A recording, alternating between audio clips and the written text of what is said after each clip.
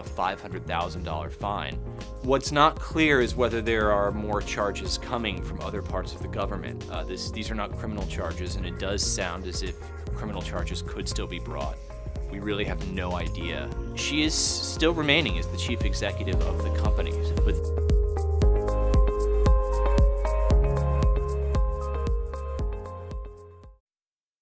Elizabeth had a way of talking about the Theranos story in exactly the way you'd want things to happen if you were making a movie about a company that was going to completely change the diagnostics industry. The Securities and Exchange Commission said this week that they were criminally charging Elizabeth Holmes of Theranos with fraud.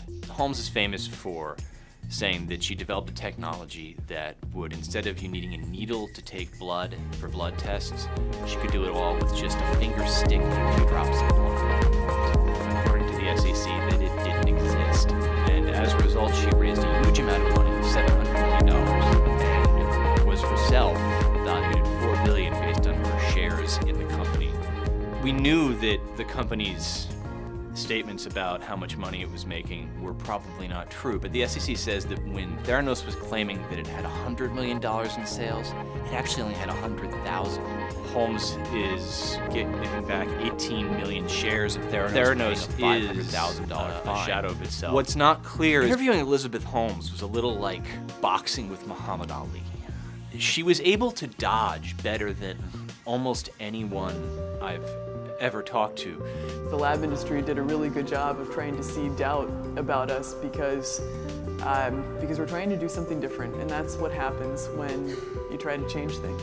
Usually when you're interviewing someone and they're refusing to answer a question, it's evident to the audience. But Elizabeth was very good at this certain kind of move where she would bring up a fact or an answer to you, which may not be true, but she would find the most convenient way to make it sound like what you were asking wasn't a problem, or she had the answer, or she really thought it through. And she would sound somewhat credible. She was pretty or certainly not true, and very willing to paint a picture of herself and of Theranos that kind of fit the standard idea we have in our culture of what an entrepreneur is and what a scientist is.